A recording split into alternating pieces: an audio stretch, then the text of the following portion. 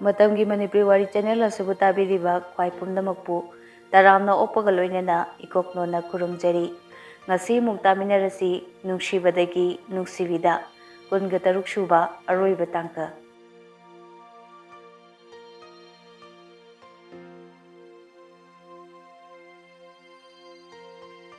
Hotel amagi room ama book tauraduna thanin leire.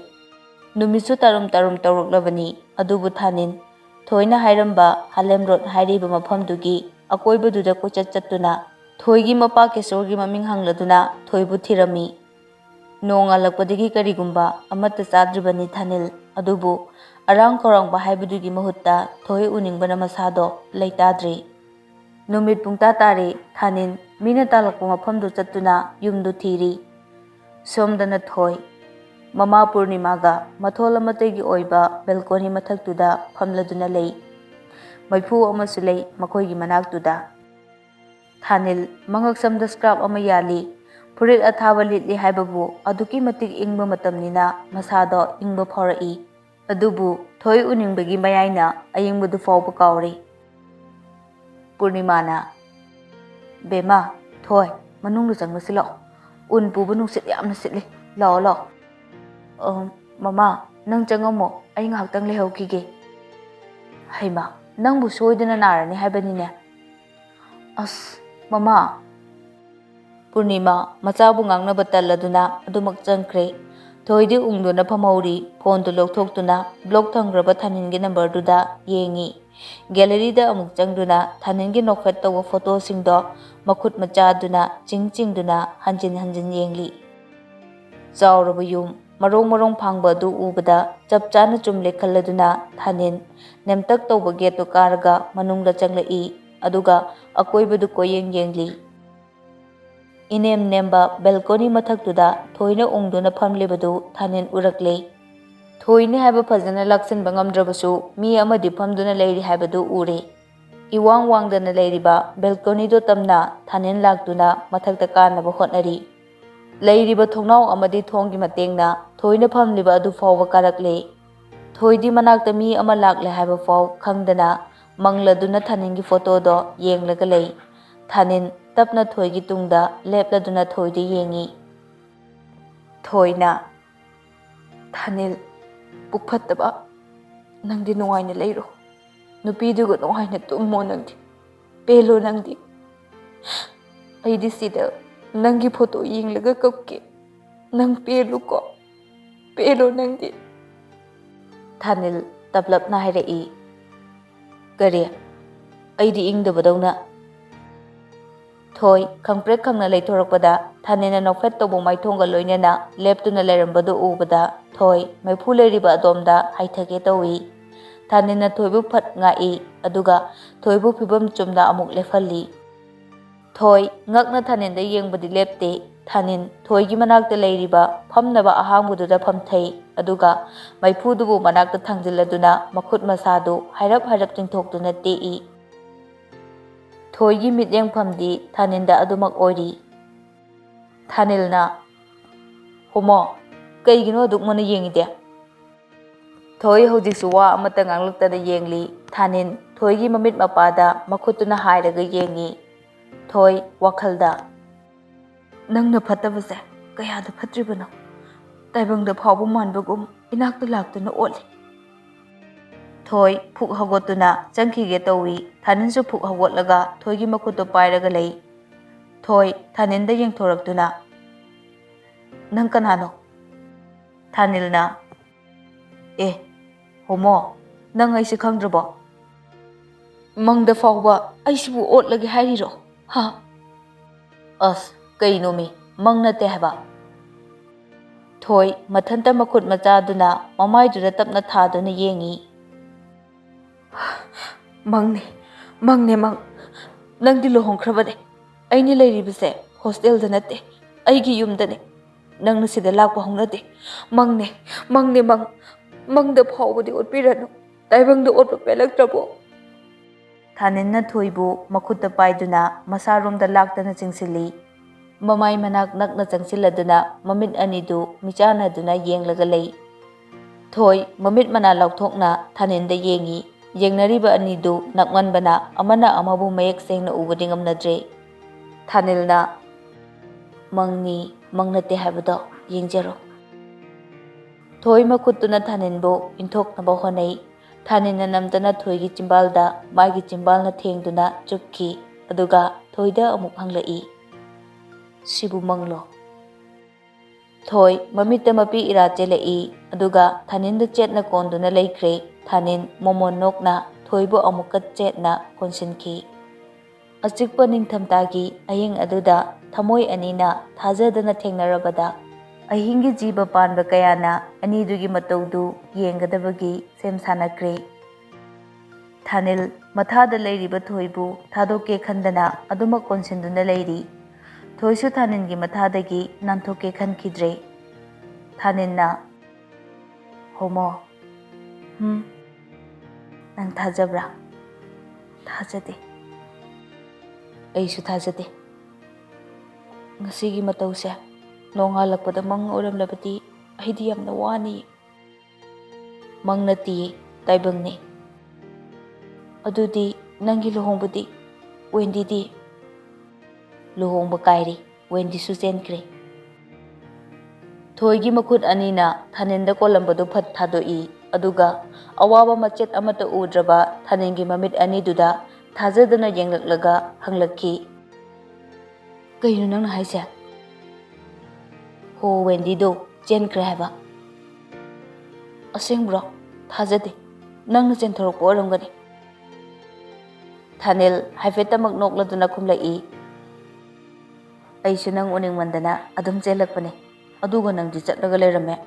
Kona manina hairakpane Wendy do chenkrena.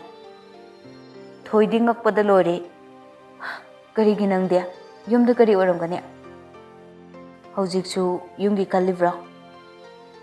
Bubokti homo aise makoi pumnamakki kallaga thawaidagi heliba nangbu punsigi oina thadoklagi khankibane. Adubu thamoisina yadre ningai torakle. Thanil nangi homodo thadokinu haidana hairakle. Aisu thamoi magi ningaida khangba ngamdadana atai kana amagi kalamdana aigi homona leiba maika yenglakliba. Thoi Thanilgi thabakta pukta kinna thilakki. Thaninsu maningda sum halli. Thoina nang ngaurobro? Ha ngaurobro? Luhongbasibu phagiro nangna khalidubo? Aina rose nangdi kaidawagi hostel thadoklaga chatli. Aibu nangi luhongbodo sum yengduna leyo hairiro ha. Thanin mamito kufet khaplaga hairai. Nang laksu laktabodo. Thoi amuka hena kanna thaninda kinna thinjili. Is nangi luhongbodo aigi yahoningi boire. Aigi mamangda nupi atopaga luhongduna lenage khalli boire. Thanin thoigi makuto phaduna paishili. Yareba se hemallemi. Hende watlibane nang mi otpa yamna haire. Hoiba nangna hainingba haijaro ai yareba. Anidu mapangi ingkraba mafamduda famduna adumak leiri. Maipudu sumai mutladuna maitan pumba utloina onkre. Thoi Thaningi lengjubda ngatharaduna famli. Thaninna game yamna ningsinge homo. Thoi Thaninda yengdamak yengi wadi nganglakte. Thanilna haukiba numitsingdo nang kapra. Aidi nang ningsinglaga kayam wai. Thoi mong hadana khumlai. Wabiruno nang di penkiba natro maduda. Kanana haino pelena pendi kasu. Taibang kana ukidre anidu nungsibanthungna mangda leplarabada pumnamak mayoknaba ngamlagani khalakle. Thoina pi athaba lokthokluраga anidu balcony mathaktuda phaminaraduna ahingduma hokre. Nongan fung torokpada Thanin kumtharaga thokre. Thoisu kada changkre. Thanil mapanda kari no charaga amu irenjana thoigi yumda lai. Kesor amadi Purnima mapanda lerami. Thanin lakpodo ubada anidu hairap yengnei. Kesor magi phone do lokthokduna Dorenda call tawi. Itaw Dorena. Itaw Kesor. Kesorna yore.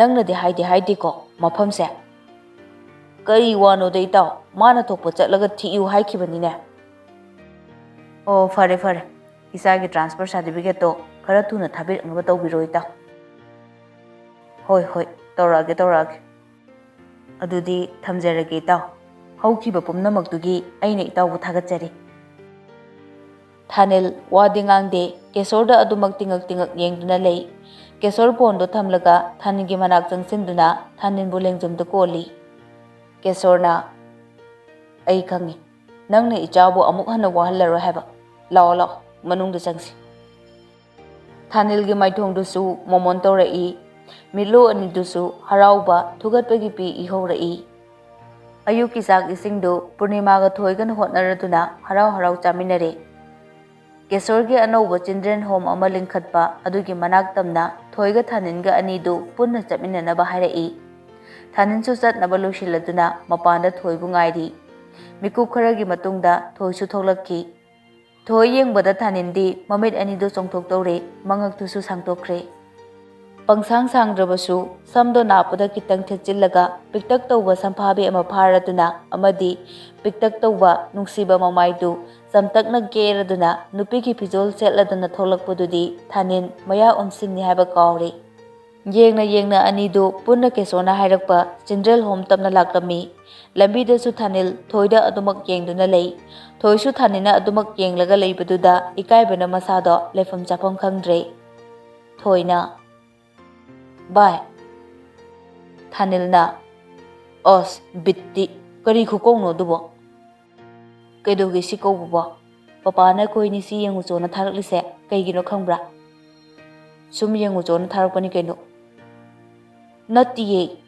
ꯁꯤꯁꯦ ꯑꯩꯈꯣꯏꯅꯤꯒꯤ ꯑꯣꯏꯗꯣꯏꯅꯤ ꯍꯣꯃꯣ ꯑꯩꯗꯤ ꯏꯔꯣꯝꯗꯣꯝ ꯂꯦꯞꯆꯕ ꯄꯥꯝꯃꯤꯗ ꯍꯩꯃꯥ ꯃꯃꯥ ꯄꯄꯥꯅ ꯄꯣꯛꯂꯤꯁꯦ ꯑꯩ ꯈꯛꯇꯅꯦ ꯍꯣꯏꯕ ꯑꯩꯁꯨ ꯈꯪꯉꯦꯕ ꯃꯈꯣꯏ ꯑꯅꯤꯅ ꯍꯣꯠꯅꯔꯤꯕ ꯄꯄꯥꯅ ꯍꯣꯠꯅꯔꯤꯕ ꯄꯨꯝꯕꯁꯦ ꯇꯨꯡꯗ ꯏꯕꯥꯅꯤꯒꯤ ꯑꯣꯏꯗꯣꯏꯅꯤ ꯑꯩ ꯈꯪꯉꯦ ꯊꯣꯏ ꯃꯃꯥ ꯄꯄꯥ ꯑꯅꯤꯗꯤ ꯑꯩꯒꯤ ꯃꯤꯠꯅ ꯎꯕ ꯂꯥꯏꯅꯤ ꯃꯈꯣꯏ ꯑꯅꯤ ꯑꯣꯏꯔꯝꯕꯒꯤꯁꯨ ꯉꯁꯤ ꯑꯩꯅ ꯅꯪꯒ ꯅꯛꯅꯕ ꯐꯪꯖꯕꯅꯤ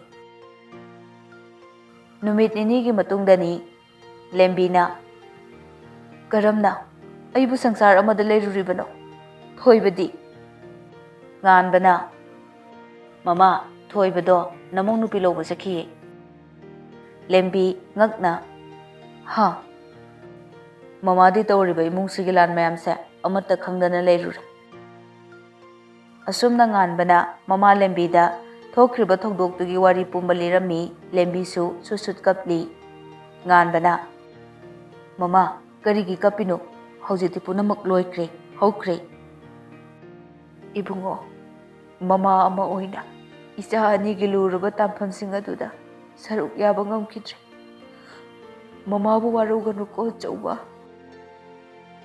ꯊꯥꯅꯤꯜꯅ ꯏꯃꯨꯡꯗ ꯆꯪꯂꯛꯄꯗ ꯂꯦꯝꯕꯤꯅ ꯀꯞꯂꯗꯨꯅ ꯉꯥꯟꯕ ꯏꯕꯦꯝꯃꯜ ꯑꯃꯗꯤ ꯄꯦꯅꯨꯒ ꯄꯨꯟꯅ ꯋꯥꯔꯤ ꯁꯥꯔꯝꯕꯗꯨꯗ ꯉꯛꯅ ꯌꯦꯡꯂꯗꯨꯅ ꯂꯩ ꯂꯦꯝꯕꯤꯁꯨ ꯊꯥꯅꯤꯜ ꯆꯪꯂꯛꯄꯗꯨꯗ ꯃꯆꯥꯕꯨ ꯌꯦꯡꯗꯨꯅ ꯀꯧꯔꯛꯈꯤ ꯊꯣꯏꯕ ꯊꯥꯅꯤꯜ ꯃꯃꯥꯒꯤ ꯃꯅꯥꯛꯇ ꯆꯪꯁꯤꯜꯂꯛꯇꯨꯅ ꯃꯃꯥꯒꯤ ꯃꯈꯨꯠ ꯄꯥꯏꯔꯗꯨꯅ ꯍꯪꯂꯛꯈꯤ ꯃꯃꯥ ꯅꯪ ꯋꯥꯈꯜ ꯇꯥꯔꯕꯣ ꯂꯦꯝꯕꯤꯁꯨ ꯍꯣꯏ ꯍꯥꯏꯕꯒꯨꯝ ꯃꯃꯤꯠꯇꯣ ꯈꯖꯤꯛꯇꯪ ꯀꯨꯞꯄꯤ ꯂꯦꯝꯕꯤꯅ ꯏꯃꯧꯗꯤ ꯀꯗꯥꯏ ꯊꯥꯅꯤꯜ ꯃꯌꯥꯝꯗꯨꯗ ꯑꯃꯨꯛꯇꯪ ꯀꯣꯏꯅ ꯌꯦꯡꯉꯤ ꯏꯕꯦꯝꯃꯜꯅ ꯅꯪꯕꯨ ꯊꯣꯏ ꯂꯧꯕ ꯆꯠꯈꯤꯕ ꯅꯠꯇ꯭ꯔꯣ ꯂꯨꯍꯣꯡꯕꯒꯤ ꯐꯩꯖꯣꯝꯒ ꯄꯨꯂꯞ ꯁꯦꯠꯈꯤꯗꯥꯏꯅꯦ ꯊꯥꯅꯤꯜꯅ ꯊꯤꯅꯨꯕꯤ ꯅꯪꯅ ꯈꯪꯄꯣꯟꯇꯦ ꯃꯈꯣꯏ ꯃꯄꯥꯅ ꯊꯥ 6 ꯂꯩꯔꯒ ꯂꯥꯛꯑꯣꯌꯦ ꯉꯥꯟꯕꯗꯤ ꯁꯣꯝꯗ ꯃꯆꯤꯟꯗꯣ ꯃꯦꯜꯂꯒ ꯅꯣꯛꯂꯤ ꯄꯦꯅꯨꯅ ꯉꯥꯟꯕ ꯐꯣꯟ ꯂꯥꯛꯄ ꯃꯥꯜꯂꯤꯅꯦ ꯅꯪꯒꯤ ꯀꯥꯗ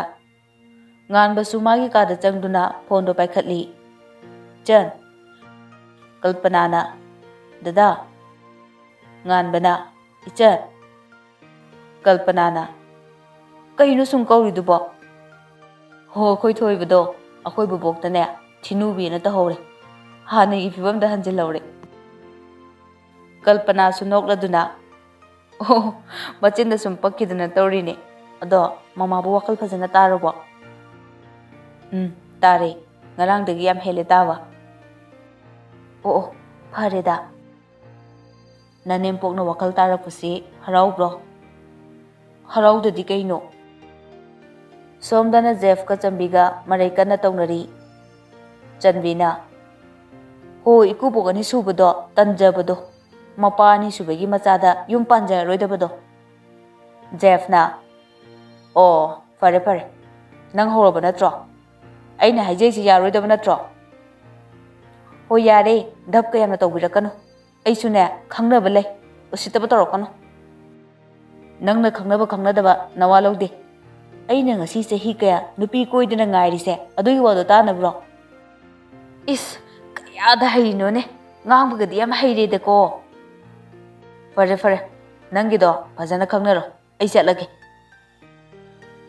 ꯖꯦꯐ ꯃꯊ꯭ꯋꯥꯏ ꯅꯨꯡꯉꯥꯏꯇꯅ ꯊꯣꯛꯈ꯭ꯔꯦ, ꯑꯗꯨꯒ ꯂꯝꯕꯤꯗ ꯇꯨꯃꯤꯟꯅ ꯐꯝꯗꯨꯅ ꯂꯩ꯫ ꯖꯦꯐꯅ, ꯑꯩꯕꯨ ꯅꯨꯡꯁꯤꯕꯤꯕ ꯀꯅꯥꯝꯇ ꯂꯩꯇꯦ, ꯅꯨꯄꯤ ꯅꯣꯏ ꯊꯥꯖꯕ ꯌꯥꯕ ꯑꯃꯠꯇ ꯅꯠꯇꯦ꯫ ꯃꯄꯣꯛꯁꯤꯃꯒꯤ ꯌꯨꯝ ꯑꯃꯠꯇ ꯄꯥꯜꯂꯔꯣꯏ, ꯅꯨꯄꯤꯁꯨ ꯀꯣꯏꯖꯔꯣꯏ꯫ ꯆꯟꯕꯤ, ꯅꯪ ꯌꯥꯝꯅ ꯐꯠꯇꯕ ꯅꯨꯄꯤꯅꯤ꯫ ꯇꯨꯡꯗꯒꯤ ꯆꯟꯕꯤꯅ, ꯑꯣꯏ꯫ ꯖꯦꯐꯁꯨ ꯌꯦꯡꯊꯣꯔꯛꯏ꯫ ꯖꯦꯐꯅ, ꯀꯩꯅꯣ ꯅꯋꯥꯗꯨꯒ ꯋꯥꯔꯤ ꯁꯥꯎꯆꯣ, ꯌꯥꯝ ꯌꯦꯠꯂꯛꯀꯅꯨ꯫ ꯍꯣ ꯏꯋꯥꯗꯨꯒꯅꯦ ꯋꯥꯔꯤ ꯁꯥꯟꯅꯒꯦꯅ ꯂꯥꯛꯂꯤꯁꯦ꯫ ꯑꯣ, ꯑꯩꯅ ꯌꯦꯠꯂꯕ꯭ꯔꯥ? ꯐꯩ ꯐꯩ, ꯑꯩ ꯆꯠꯈ꯭ꯔꯒꯦ꯫ ꯖꯦꯐ ꯍꯧꯒꯠꯇꯨꯅ ꯆꯠꯈꯤꯒꯦ ꯇꯧꯕꯗ ꯆꯟꯕꯤꯅ ꯖꯦꯐꯄꯨ ꯃꯈꯨꯠꯇ ꯄꯥꯏꯗꯨꯅ ꯈꯥꯝꯃꯤ꯫ ꯆꯟꯕꯤꯅ, ꯍꯩꯃꯥ, ꯀꯩ ꯅꯨꯄꯥꯅꯣ ꯁꯤꯕꯣ? ꯀꯔꯤ ꯍꯥꯏꯗꯧ ꯋꯥꯠꯂꯤꯒꯦ? ꯏꯁ, ꯗꯤꯃꯥꯟꯒꯤ ꯃꯄꯥꯅꯤꯀꯣ, ꯃꯁꯛ ꯈꯨꯊꯤꯁꯤꯒ ꯑꯩꯅ ꯀꯣꯏꯇꯥꯟ ꯇꯥꯟꯅꯕꯒꯁꯨ ꯁꯥꯔꯤꯅꯦ꯫ ꯍꯣ ꯑꯗꯨ ꯑꯣꯏꯔꯒꯗꯤ ꯑꯩ ꯆꯠꯆꯔꯒꯦ, ꯊꯥꯗꯣꯛꯄꯤꯔꯣ꯫ ꯆꯟꯕꯤ ꯖꯦꯐꯀꯤ ꯃꯈꯨꯠꯇꯣ ꯑꯃꯨꯛꯀ ꯍꯦꯟꯅ ꯀꯟꯅ ꯐꯥꯖꯤꯟꯗꯨꯅ, ꯌꯥꯔꯣꯏ ꯍꯥꯏꯕ, ꯏꯀꯨꯕꯣꯛ ꯑꯅꯤꯒꯤ ꯃꯆꯥꯅꯨꯄꯥ ꯅꯪꯕꯣ꯫ ꯖꯦꯐ ꯆꯟꯕꯤꯗ ꯉꯛꯅ ꯌꯦꯡꯗꯨꯅ ꯂꯩ꯫ ꯆꯍꯤ 5ꯒꯤ ꯃꯇꯨꯡꯅꯤ, ꯃꯁꯥ ꯅꯥꯟꯈ꯭ꯔꯕ ꯀꯥꯔ ꯑꯃꯗꯒꯤ ꯊꯥꯅꯤꯟ ꯀꯨꯝꯊꯔꯛꯏ꯫ ꯂꯩꯔꯤꯕ ꯃꯤꯌꯥꯝꯗꯨꯅ ꯃꯀꯣꯛ ꯍꯥꯏꯔꯞ ꯍꯥꯏꯔꯞ ꯅꯣꯟꯊꯗꯨꯅ ꯊꯥꯅꯤꯟꯅ ꯆꯪꯂꯛꯄꯗꯨꯗ ꯊꯧꯒꯜꯂꯣꯟ ꯎꯠꯂꯤ꯫ ꯇꯧꯔꯤꯕ ꯃꯤꯇꯤꯡꯗꯨ ꯌꯥꯎꯔꯕ ꯃꯇꯨꯡꯗ ꯊꯥꯅꯤꯟ ꯃꯥꯒꯤ ꯃꯤꯁꯤꯡꯗꯨꯒ ꯂꯣꯏꯅꯔꯗꯨꯅ ꯑꯃꯨꯛ ꯆꯤꯜꯗ꯭ꯔꯦꯟ ꯍꯣꯝ ꯇꯝꯅ ꯂꯥꯛꯏ꯫ ꯅꯨꯄꯤ ꯑꯃꯅ, ꯁꯥꯔ, ꯌꯥꯅꯤ ꯁꯣꯝꯗ ꯂꯦꯡꯁꯤꯟꯕꯤꯔꯛꯑꯣ꯫ ꯊꯥꯅꯤꯟꯅ, ꯀꯥꯏꯗ? ꯑꯦꯁꯤꯁꯇꯦꯟ ꯑꯗꯨꯅ ꯊꯥꯅꯤꯟꯗ ꯐꯥꯏꯜ ꯑꯃ ꯄꯤꯔꯛꯏ꯫ ꯊꯥꯅꯤꯟꯅ ꯃꯥꯒꯤ ꯑꯦꯁꯤꯁꯇꯦꯟ ꯑꯗꯨꯗꯒꯤ ꯐꯥꯏꯜꯗꯨ ꯂꯧꯔꯒ ꯂꯩꯔꯝꯂꯤꯕ ꯅꯨꯄꯤꯗꯨꯗ ꯑꯃꯨꯛ ꯄꯤꯔꯛꯏ꯫ ꯑꯋꯥꯠ ꯑꯄꯥ ꯂꯩꯔꯒꯁꯨ ꯑꯩꯉꯣꯟꯗ ꯑꯗꯨꯝ ꯍꯥꯏꯕꯤꯔꯛꯑꯣ꯫ ꯄ꯭ꯔꯣꯕ꯭ꯂꯦꯝ ꯑꯃ ꯂꯩꯔꯒꯁꯨ ꯑꯩꯒꯤ ꯑꯦꯁꯤꯁꯇꯦꯟꯗ ꯄꯥꯎ ꯑꯗꯨꯃꯛ ꯄꯤꯕꯤꯔꯛꯑꯣ꯫ ꯀꯔꯤꯒꯨꯝꯕ ꯃꯈꯜ ꯑꯃꯠꯇꯒꯤ ꯀꯟꯐ꯭ꯂꯤꯛ ꯑꯃꯠꯇ ꯊꯣꯛꯍꯟꯗꯅ ꯌꯥꯝ ꯅꯣꯔꯃꯦꯜꯗ ꯔꯟ ꯇꯧꯅꯕ ꯍꯣꯠꯅꯃꯤꯟꯅꯁꯤ꯫ ꯅꯨꯄꯤ ꯑꯗꯨꯅ, ꯊꯦꯡꯛ ꯌꯨ ꯁꯥꯔ, ꯑꯩꯒꯤ ꯑꯉꯝꯕ ꯊꯥꯛꯇ ꯍꯣꯠꯅꯖꯒꯦ꯫ ꯇꯟꯖꯥꯗꯨꯗ ꯊꯥꯅꯤꯟꯒꯤ ꯐꯣꯟꯗꯨ ꯔꯤꯡ ꯂꯥꯛꯏ꯫ ꯐꯣꯟꯗꯨ ꯃꯥꯒꯤ ꯑꯦꯁꯤꯁꯇꯦꯟꯗꯨꯅ ꯌꯦꯡꯂꯒ ꯊꯥꯅꯤꯟꯗ ꯄꯤꯔꯛꯏ꯫ ꯑꯦꯁꯤꯁꯇꯦꯟꯅ, ꯁꯥꯔ, ꯃꯦꯝꯒꯤ ꯐꯣꯟꯅꯦ꯫ ꯊꯥꯅꯤꯟ ꯐꯣꯟꯗꯨ ꯂꯧꯔꯒ ꯀꯣꯜꯗꯨ ꯔꯤꯁꯤꯞ ꯇꯧꯏ꯫ ꯍꯜꯂꯣ, ꯚꯥꯏ, ꯀꯥꯏꯗ ꯂꯩꯔꯤꯅꯣ? ꯍꯜꯂꯛꯇ꯭ꯔꯤꯕꯣ? ꯍꯣꯝꯗ ꯂꯩꯔꯤꯌꯦ, ꯍꯜꯂꯛꯂꯅꯤ, ꯀꯩꯗꯧꯔꯒꯦ? ꯏꯁ, ꯅꯪ ꯍꯣꯝꯗ ꯆꯠꯀꯅꯣ ꯍꯥꯏꯕ ꯅꯠꯇ꯭ꯔꯣ ꯑꯩꯅ? ꯍꯣꯝꯗ ꯅꯪ ꯀꯌꯥꯝ ꯆꯠꯅꯤꯡꯒꯦꯕ? ꯃꯗꯨꯒꯤ ꯎꯠꯇꯤꯟ ꯃꯥꯟꯕꯤ ꯅꯨꯄꯤꯗꯣ ꯂꯨꯝꯕ ꯆꯠꯂꯤꯕ ꯅꯠꯇ꯭ꯔꯣ ꯅꯪ? ꯊꯥꯅꯤꯜ ꯐꯣꯟꯗꯨ ꯃꯅꯥꯗꯒꯤ ꯈꯤꯇꯪ ꯊꯥꯡꯇꯣꯛꯏ꯫ ꯑꯦꯁꯤꯁꯇꯦꯟꯗꯨꯗꯤ ꯇꯧꯔꯤꯕ ꯃꯑꯣꯡꯗꯨ ꯇꯣꯏꯅ ꯊꯦꯡꯅꯔꯕꯅꯤꯅ ꯀꯔꯤꯅꯣ ꯍꯥꯏꯕꯗꯨ ꯈꯪꯂꯝꯃꯤ꯫ ꯊꯥꯅꯤꯟꯅ, ꯑꯩ ꯌꯧꯔꯛꯇꯣꯔꯦ, ꯊꯝꯃꯣ꯫ ꯊꯣꯏꯅ, ꯑꯩꯅ ꯉꯥꯡꯉꯤꯁꯦ ꯇꯥꯗ꯭ꯔꯤ ꯀꯩꯒꯤꯅꯣ ꯅꯪꯅ? ꯊꯥꯅꯤꯟ ꯐꯣꯟꯗꯨ ꯀꯛꯊꯠꯂꯗꯨꯅ ꯃꯥꯒꯤ ꯑꯦꯁꯤꯁꯇꯦꯟꯗꯨꯗ ꯐꯣꯟꯗꯨ ꯑꯃꯨꯛ ꯄꯤꯔꯛꯏ꯫ ꯍꯣꯝꯒꯤ ꯊꯕꯛꯇꯨ ꯂꯣꯏꯁꯤꯜꯂꯝꯂꯒ ꯊꯥꯅꯤꯟ ꯃꯪ ꯊꯥꯗꯨꯅ ꯊꯣꯛꯂꯛꯏ꯫ ꯑꯇꯩꯅ ꯃꯅꯤꯡꯗ ꯃꯔꯤ ꯃꯔꯤ ꯏꯟꯅꯔꯛꯂꯤ꯫ ꯊꯥꯅꯤꯟ ꯆꯠꯅ ꯆꯠꯅ ꯃꯉꯛꯇꯣ ꯑꯦꯁꯤꯁꯇꯦꯟ ꯑꯗꯨꯗ ꯍꯥꯏꯔꯞ ꯅꯣꯟꯊꯔꯗꯨꯅ ꯍꯪꯂꯛꯏ꯫ ꯑꯇꯩ ꯆꯠꯇꯧꯕ ꯂꯩꯔꯤꯕ꯭ꯔꯥ? ꯑꯥꯏꯖꯤꯒꯤ ꯃꯤꯇꯤꯡ ꯃꯆꯥ ꯑꯗꯨꯃ ꯌꯥꯎꯔꯨꯒꯗꯕ, ꯃꯗꯨꯅ ꯁꯥꯔ ꯆꯠꯇꯧꯔꯤꯕ꯭ꯔꯥ ꯆꯠꯂꯣꯏꯗꯧꯔꯤꯕ꯭ꯔꯥ?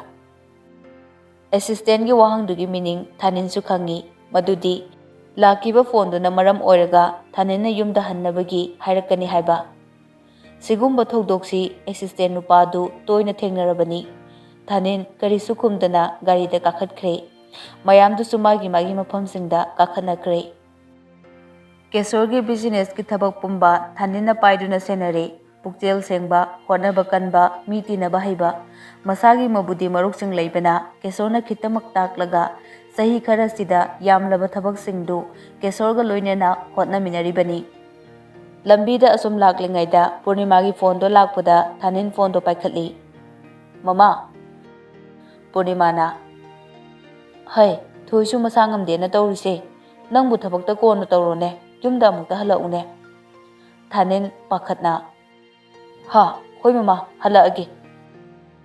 Phone do kaklaga driver duda gari do yumlom da khara thuna thongnaba hairaki. Car ahum do mari mari yumlom da thojilai.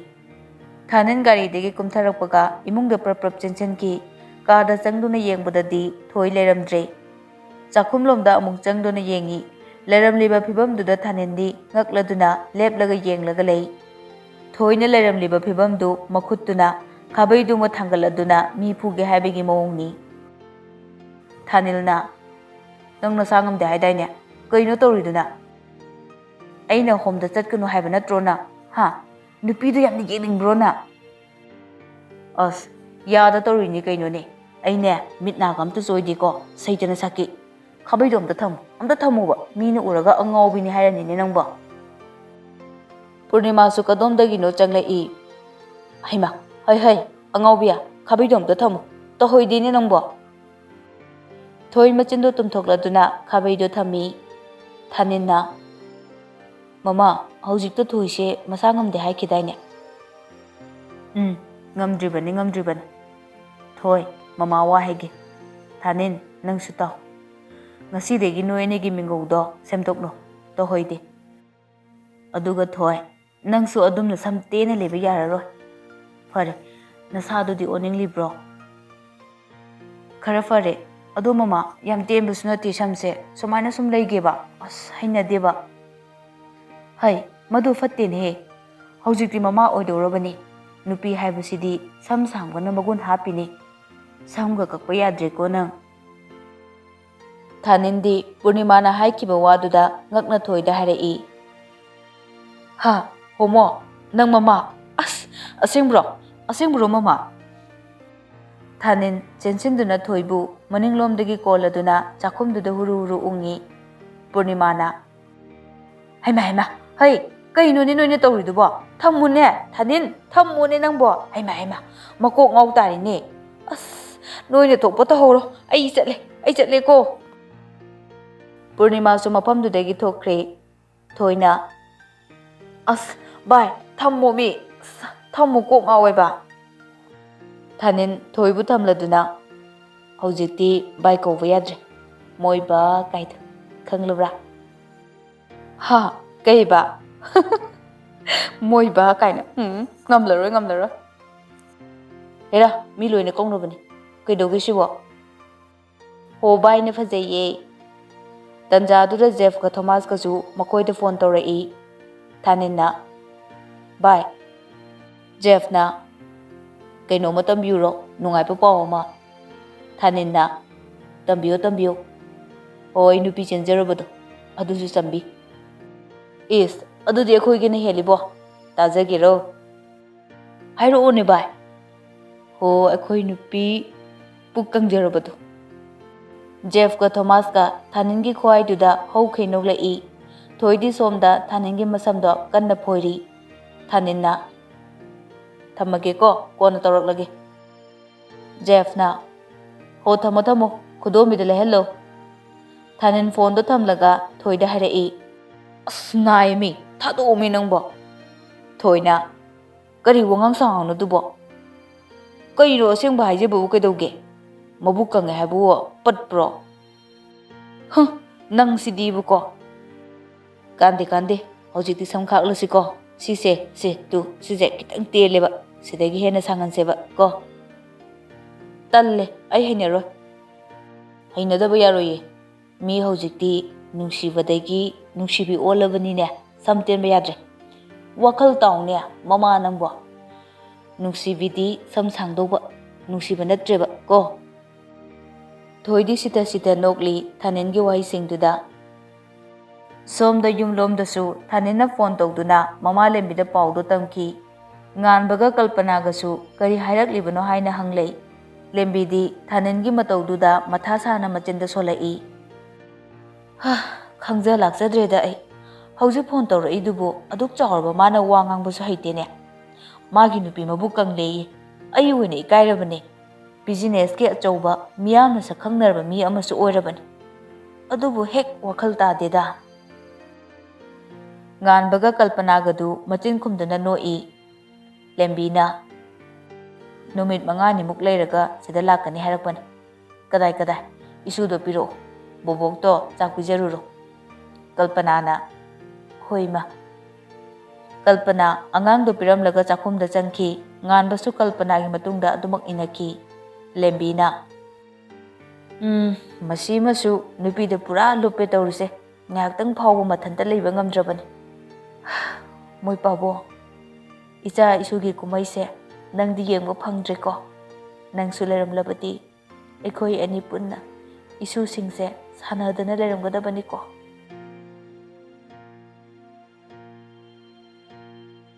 ꯃꯇꯥꯡ ꯑꯁꯤꯗ ꯋꯥꯔꯤ ꯑꯁꯤꯕꯨ ꯂꯣꯏꯁꯤꯟꯖꯔꯤ.